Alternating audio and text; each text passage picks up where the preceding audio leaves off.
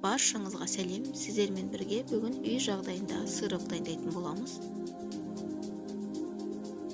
Бізге керекті сүзбе, оның үстіне кокосовый стружки саламыз, ванильный сахар қосамыз, 2 ас қасық қант қосамыз, 50 грамм ерітілген сармай қосамыз. Осының барлығын жақсылап араластырып аламыз. Міне творогымыз дайын болды.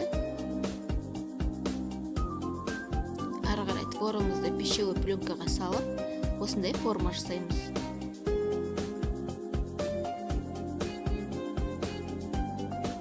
Барлығын осылай жасап алып, тоңазытқышқа 1 сағатқа салып қоямыз.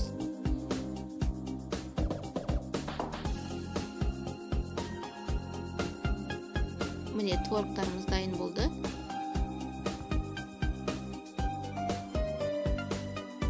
Енді шоколадтарымызды дайындаймыз. Шоколадтарымызды микроволновкаға ерітіп аламыз.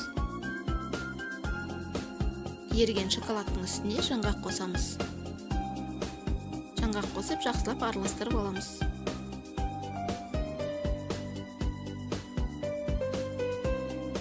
Әрі қарай сыроктарымызды батырып аламыз. Барлығын осылай батырып аламыз. Ары қарай тоңазытқышқа 1 сағатқа салып қоямыз.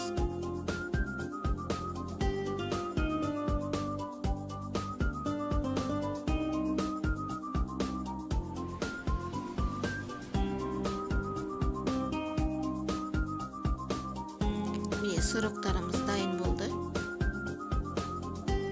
Өте дәмді болып шығады. Достар, менің каналыма тіркеліп, лайк, комментарий қалдырып кетіңіздер. Баршаңызға көп рахмет.